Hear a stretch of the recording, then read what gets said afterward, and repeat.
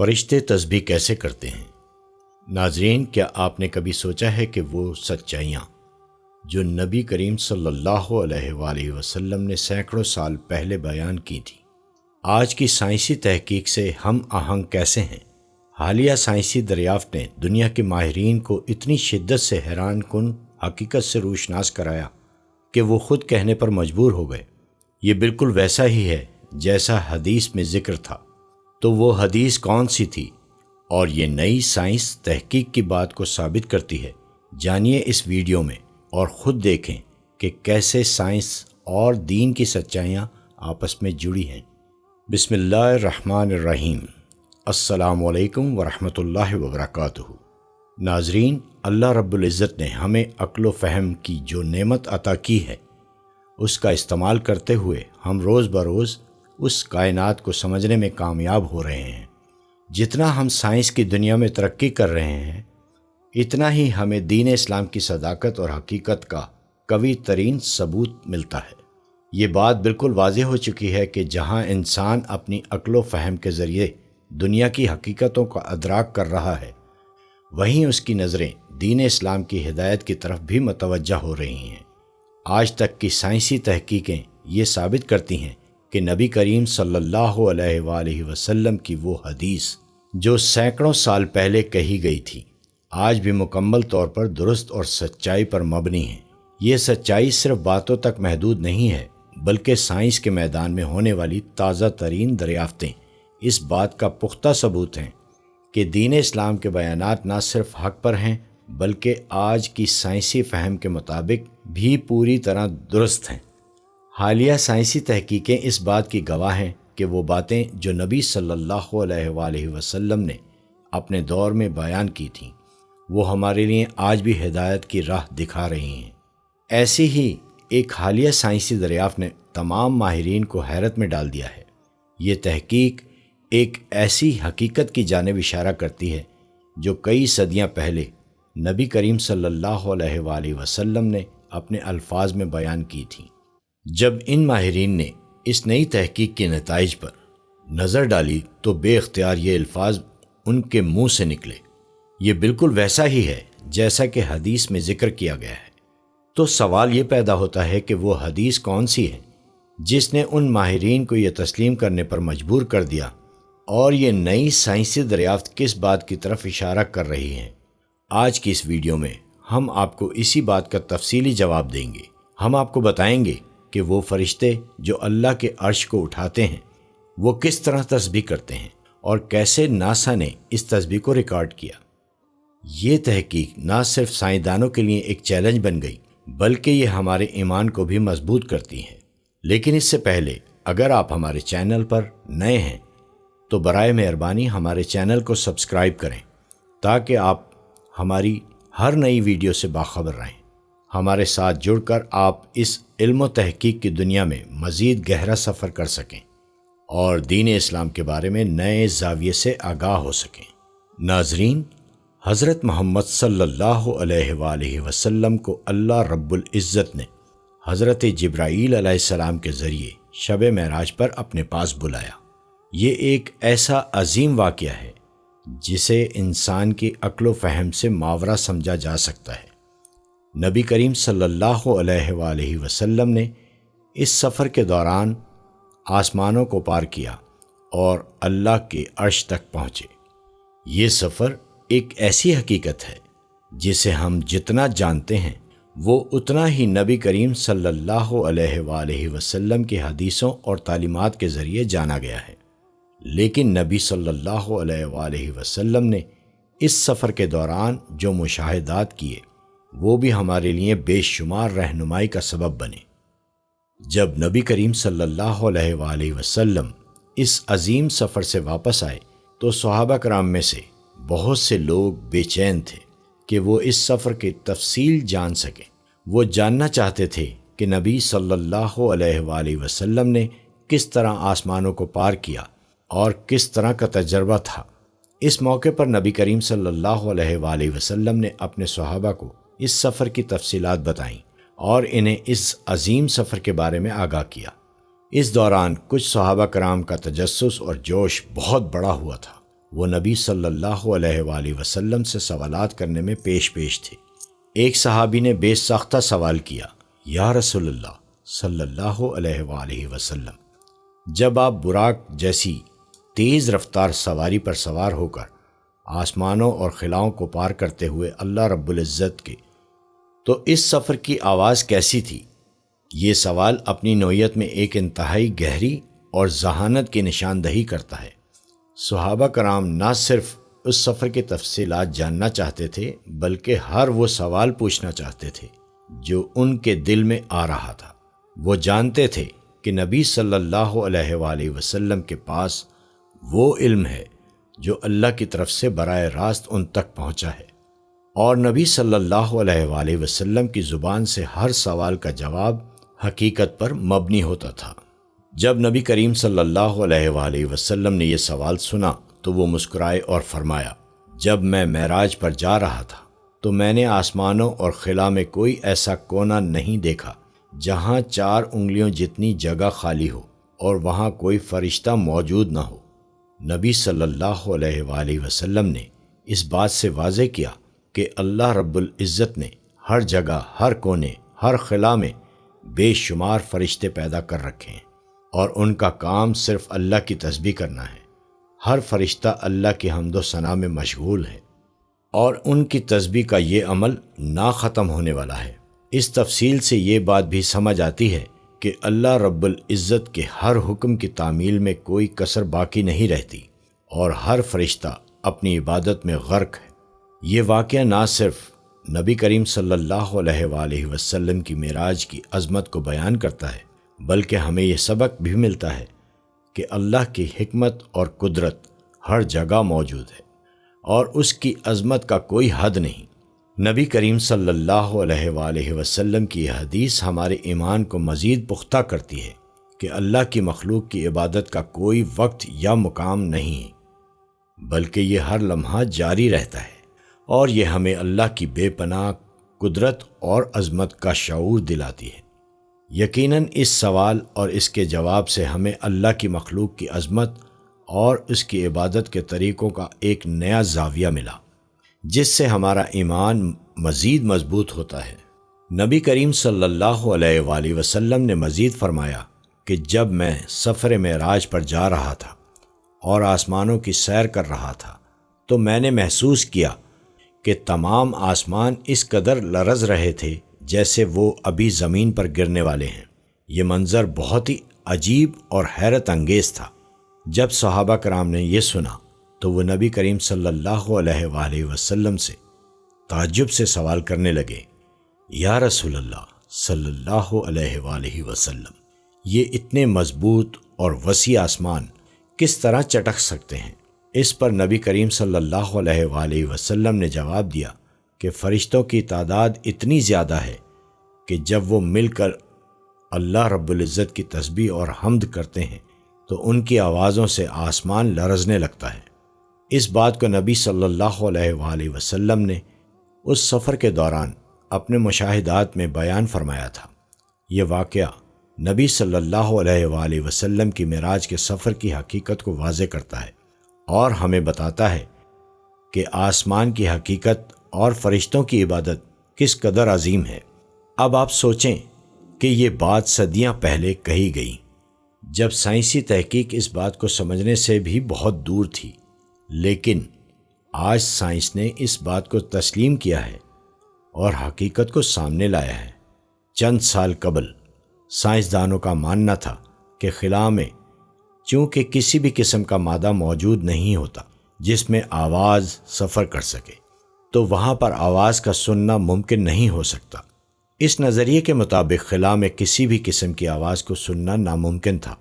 اس وقت تک یہ بات حقیقت سمجھی جاتی تھی کہ خلا میں ہم کسی بھی آواز کو نہیں سن سکتے، کیونکہ وہاں ایسا کوئی مادہ نہیں ہوتا جو آواز کی لہروں کو منتقل کر سکے۔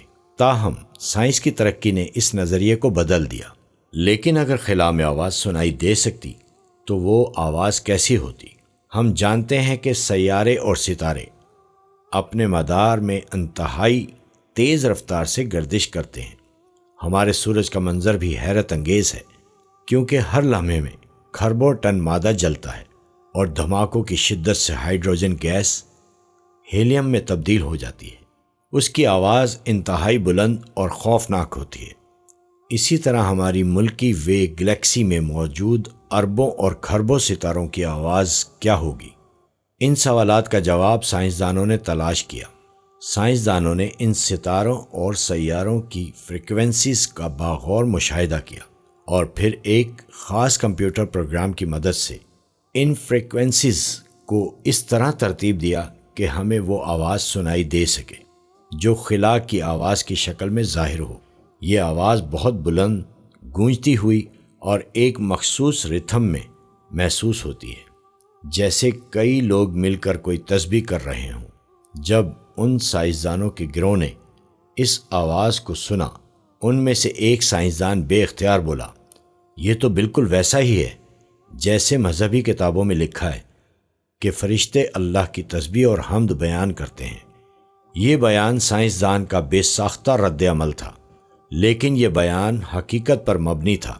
نبی کریم صلی اللہ علیہ وآلہ وسلم نے معراج کے سفر کے دوران اس واقعے کی تفصیل بیان کی تھی کہ فرشتے کس طرح اللہ کی تسبیح اور حمد کرتے ہیں، اور اس آواز کا مشاہدہ بالکل اسی طرح تھا جیسا نبی صلی اللہ علیہ وآلہ وسلم نے ہمیں بتایا تھا۔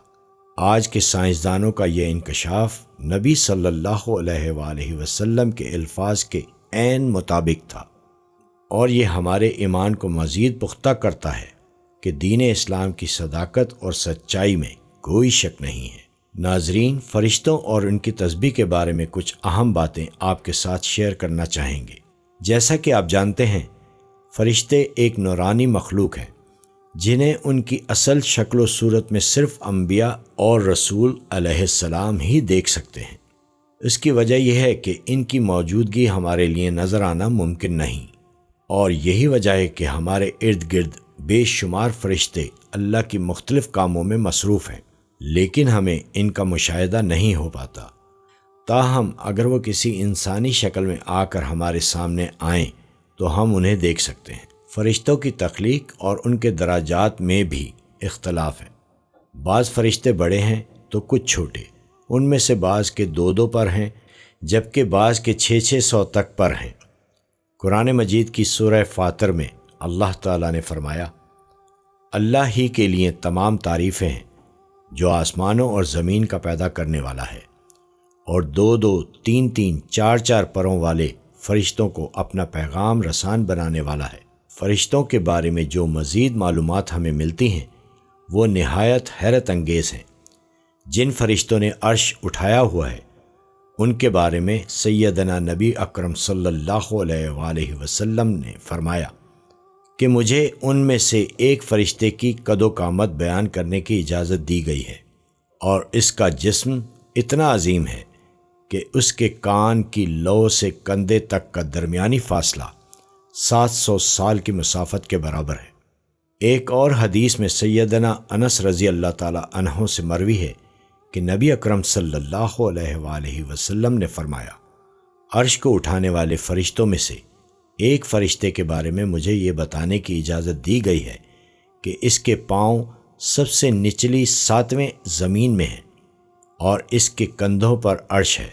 اس کے دونوں کانوں اور کندھوں کے درمیان اتنی دوری ہے کہ ایک پرندے کو وہاں تک پہنچنے کے لیے 700 سال کی پرواز کرنی پڑے گی۔ وہ فرشتہ یہ کہتا ہے، یا اللہ تو پاک ہے اور جہاں بھی ہو۔ یہ فرشتے جو عرش کو اٹھائے ہوئے ہیں اللہ کے نزدیک خاص مقام رکھتے ہیں اور بارگاہ الہی میں انتہائی کرب و شرف رکھتے ہیں۔ ان کے علاوہ وہ فرشتے جو عرش کے ارد گرد طواف کر رہے ہیں اللہ کی حمد و تسبیح کرتے ہیں اور سبحان اللہ و بحمدہ ہی کہتے ہیں۔ یہ فرشتے اللہ کی توحید پر ایمان رکھتے ہیں اور مسلمانوں کے لیے اللہ سے مغفرت کی دعا کرتے ہیں۔ ان کی دعا ہوتی ہے، اے ہمارے رب، تیری رحمت اور علم ہر چیز سے وسیع ہیں، تو انہیں بخش دے جو اپنے گناہوں سے توبہ کرتے ہیں اور تیرے دین اسلام کی پیروی کرتے ہیں۔ انہیں دوزخ کے عذاب سے بچا لے، اور اے ہمارے رب، انہیں وہ دائمی جنتیں عطا فرما جن کا تو نے ان سے وعدہ کیا ہے، ان کے والدین، بیویوں اور اولاد میں سے جو نیک ہوں انہیں بھی ان جنتوں میں داخل کر، بے شک تو ہی عزت والا، حکمت والا ہے، اور انہیں گناہوں کی شامت سے بچا لے اور گناہوں کا عذاب ان سے دور کر دے، اور جسے تو قیامت کے دن گناہوں سے بچا لے وہی کامیاب ہے، کیونکہ یہ عذاب سے بچنا ہی بڑی کامیابی ہے۔ ایک قول کے مطابق عرش اٹھانے والے فرشتوں کی تعداد 4 ہے، اور قیامت کے دن اللہ تعالیٰ ان کی تعداد میں اضافہ کر کے انہیں 8 کر دے گا، جیسا کہ اللہ تعالیٰ نے ارشاد فرمایا، اور اس دن 8 فرشتے تمہارے رب کا عرش اپنے اوپر اٹھائیں گے۔ حضرت شہر بن حوشب رضی اللہ تعالیٰ عنہ نے فرمایا کہ عرش کو اٹھانے والے فرشتے 8 ہیں، جن میں سے 4 فرشتے یہ تسبیح پڑھتے ہیں، یعنی اے اللہ تو پاک ہے اور تیری ہی حمد ہے، اپنے علم کے بعد اپنے حلم پر تیری حمد کا حق ہے، جبکہ باقی 4 فرشتے یہ تسبیح پڑھتے ہیں، یعنی اے اللہ تو پاک ہے اور تیری ہی حمد ہے، اپنی قدرت کے بعد اپنے عفو پر تیری حمد کا حق ہے۔ حضرت ابن عباس رضی اللہ تعالیٰ عنہ سے مروی ہے کہ حاملین عرش کے جسم کی بلندی اتنی ہے کہ ان کی بلندیاں نیزے کی بلندی جتنی ہیں، ان میں سے ہر فرشتے کے پاؤں کی ابھری ہوئی جگہ سے لے کر ٹخنے تک 500 سال کا فاصلہ ہے، اور اس کے ناک کے سرے سے ہنسلی تک 500 سال کا سفر ہے، اور پھر ہنسلی سے پستان تک 500 سال کا فاصلہ ہے۔ اس حدیث میں جو 500 سال کی مسافت کا ذکر ہے وہ دنیاوی نہیں بلکہ آخرت کے 500 سال ہیں، جیسا کہ مزید وضاحت میں ذکر آتا ہے کہ ان میں سے ایک فرشتہ کا پاؤں 7ویں زمین تک جاتا ہے اور عرش اس کے کندھے پر ہے۔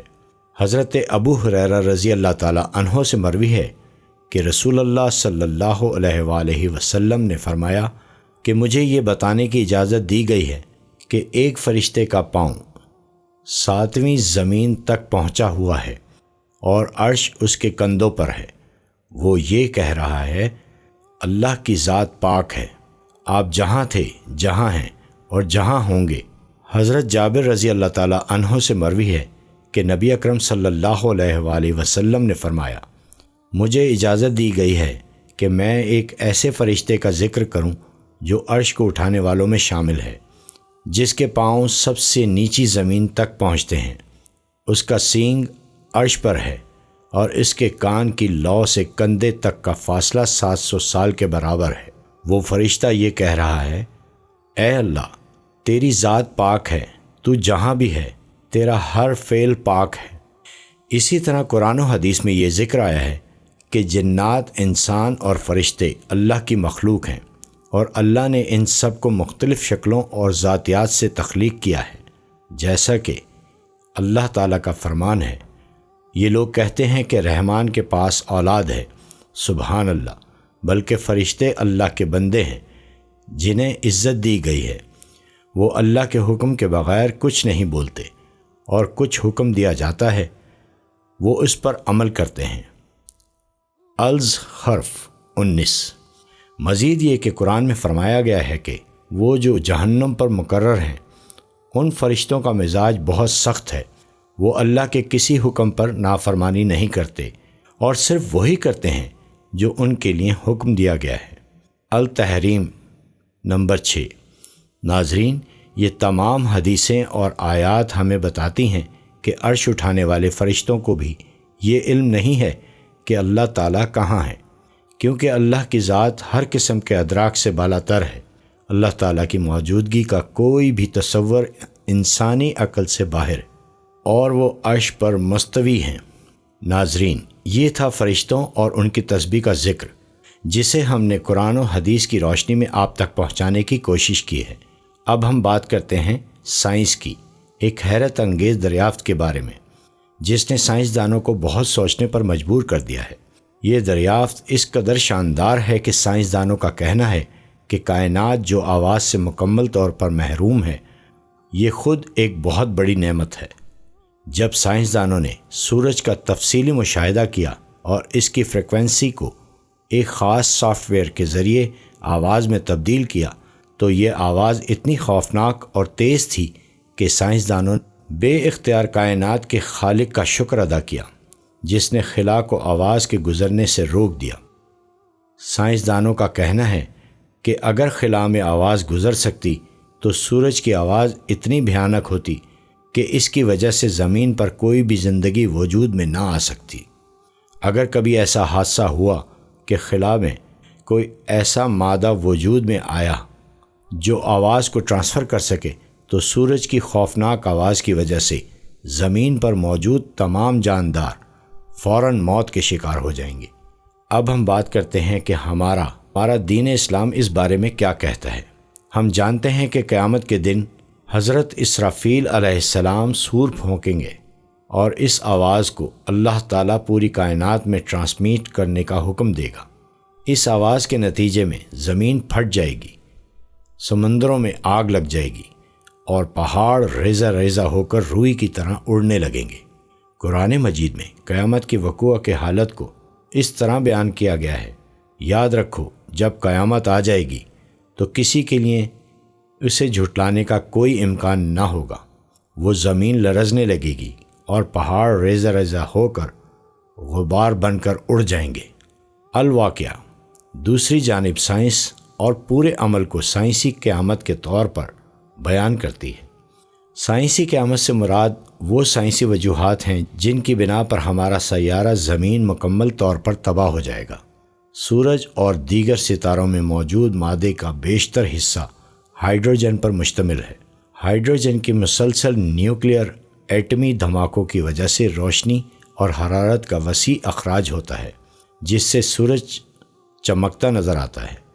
یہ ایٹمی دھماکے ہائیڈروجن کی ہیلیم میں تبدیل کرتے رہتے ہیں۔ ہمارے سورج میں ابھی اتنا ایندھن موجود ہے کہ وہ تقریباً 250 ارب سال تک روشن رہ سکے۔ جب سورج کے مرکز میں واقع ہائیڈروجن کا 10% حصہ نیوکلیئر فیوژنز کے عمل سے گزر کر ہیلیم میں بدل جائے گا تو سورج کا مرکز اپنے بے پناہ دباؤ کے نتیجے میں سکڑنا شروع ہو جائے گا اور اس کا درجہ حرارت بے تحاشا بڑھ جائے گا۔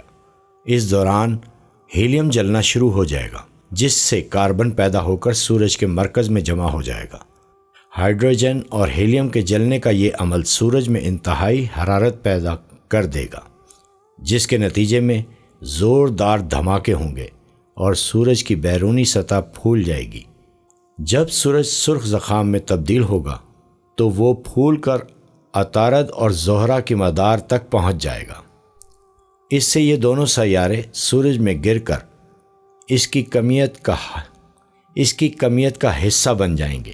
زمین جو سورج سے تھوڑا دور ہے اس میں گرنے سے بچ جائے گی، مگر سورج کے پھولنے سے زمین کے درجہ حرارت میں بے انتہا اضافہ ہو جائے گا جس سے کرۂ ارض پر موجود تمام جاندار انواع جل کر تباہ ہو جائیں گے اور پورے کرۂ ارض پر قیامت کا منظر چھا جائے گا۔ ان سائنسی حقائق کے مطابق کرۂ ارض کی قیامت تقریباً 2.5 ارب سال بعد وقوع پذیر ہوگی۔ سورج کی زمین کے قریب آ جانے سے قیامت کے منظر کے بارے میں نبی اکرم صلی اللہ علیہ وآلہ وسلم نے بھی متعدد احادیث میں ذکر فرمایا ہے۔ حضرت نبی اکرم صلی اللہ علیہ وآلہ وسلم نے فرمایا، قیامت کے دن سورج مخلوق سے انتہائی قریب آ جائے گا۔ سائنس اور قرآن دونوں ہی ہمیں ایک نتیجے تک پہنچاتے ہیں۔ سائنس اور قرآن دونوں ہی ہمیں ایک ہی نتیجے تک پہنچاتے ہیں کہ پورا نظام کائنات ایک دن مکمل طور پر فنا ہو جائے گا اور یہ سب اس کائنات کی ابتدا کی طرح ایک مکمل تبدیلی کی صورت میں ہوگا۔ جب ہم سائنس کی تحقیقات کو دیکھتے ہیں تو ہم دیکھتے ہیں کہ کائنات کی پراسرار نوعیت اور اس کا ارتقاء جس کا آغاز بگ بینگ سے ہوا تھا، اس میں تبدیل بلیک ہول کے بعد کائنات کی سکڑنے کی حالت یعنی سیاہ شگاف ہونے کا امکان بھی پیش کیا گیا ہے۔ یہ سائنسی بیان کائنات کی فطری انجام کی طرف اشارہ کرتا ہے۔ اسی طرح قرآن مجید میں بھی کائنات کی تباہی اور پھر نئے دور کی تخلیق کا ذکر کیا گیا ہے۔ قرآن حکیم کی تعلیمات میں بتاتی ہے کہ کائنات کا یہ ظاہری وجود ایک دن ختم ہو جائے گا اور پھر اللہ تعالیٰ کے حکم سے اس کی دوبارہ تخلیق کی جائے گی۔ اللہ رب العزت کی حکمت اور قدرت سے کائنات کا یہ نئے سرے سے آغاز ہوگا اور یہ حقیقت انسانوں کے لیے ایک نیا اور بہتر مقام ہوگا جو مستقل اور ابدی ہوگا۔ یہ ابدی اور بہتر زندگی وہ جگہ ہے جہاں انسانیت کا حقیقی اور مستقل ٹھکانہ ہوگا، اور یہی وہ مقام ہے جہاں انسانوں کی آخری منزل ہے جسے اللہ تعالیٰ اپنے شکر گزار بندوں کے لیے تیار کرے گا۔ یہ حقیقت قرآن مجید میں بیان کی گئی ہے، اور یہ انسانیت کو یہ آگاہی فراہم کرتی ہے کہ اس کائنات کا کوئی بھی عمل اور اس کا وجود محض حادثاتی نہیں ہے، بلکہ یہ سب اللہ کی مکمل حکمت اور ارادے سے ہے۔ یہی اللہ کی سچائی اور کائنات کے خالق کی علامت ہے۔ سائنسی تحقیقات ہمیں صرف فطری قوانین اور قدرتی مظاہر کو سمجھنے میں مدد فراہم کرتی ہے، لیکن وہ ہمیں اس حقیقت سے آگاہ نہیں کر سکتی کہ یہ کائنات اور اس کی تمام تخلیقات کی کسی عظیم خالق کے منصوبے کا حصہ ہیں۔ اللہ تعالیٰ نے قرآن مجید میں اس بات کو واضح طور پر بیان کیا ہے کہ یہ کائنات اپنی ابتدا سے لے کر اختتام تک اللہ کی معیشت اور حکمت کا عکاسی ہے۔ سائنس اس حقیقت کو بیان کرنے میں کامیاب نہیں ہو سکتی، کیونکہ سائنس صرف دنیاوی حدود تک ہی پہنچ سکتی ہے، اور وہ آخرت کی حقیقتوں کو بیان کرنے میں قاصر ہے۔ لیکن قرآن مجید کی تعلیمات ہمیں اس بات کا علم دیتی ہے کہ یہ دنیا ایک عارضی مقام ہے، اور انسانوں کا اصل اور مستقل مقام آخرت میں ہے، جہاں ان کے اعمال کا حساب کتاب ہوگا اور اللہ تعالیٰ کی رضا کے مطابق ان کا مقدر طے ہوگا۔ اللہ تعالیٰ کا شکر ہے کہ اس نے ہمیں اس کائنات کی حقیقت اور اس کے اختتام کے بارے میں آگاہ کیا، اور اس نے ہمیں اپنے راستے پر چلنے کی ہدایت دی تاکہ ہم دنیا اور آخرت میں کامیاب ہو سکیں۔ ناظرین، یہ تھی ہماری آج کی ویڈیو۔ ہم امید کرتے ہیں کہ آپ کو ہماری آج کی یہ ویڈیو ضرور پسند آئی ہوگی۔ اگر آپ کو ہماری آج کی یہ ویڈیو پسند آئی ہے تو آپ سے گزارش کرتے ہیں کہ آپ ہمارے چینل کو ضرور سبسکرائب کر لیں، اور ساتھ ہی لگے بیل کے بٹن کو بھی پریس کر لیں۔ آپ کے پاس ہمارے آنے والی مزید معلوماتی ویڈیوز کا نوٹیفیکیشن بر وقت ملتا رہے۔ سبسکرائب کے ساتھ ساتھ ہماری ویڈیو کو لائک بھی کریں، اور اپنی قیمتی رائے کا اظہار کامنٹس میں ضرور کریں۔ کامنٹس میں آپ اپنے سوالات بھی ہم تک پہنچا سکتے ہیں۔ اللہ تعالیٰ آپ کو اپنی حفظ و امان میں رکھے۔ آمین۔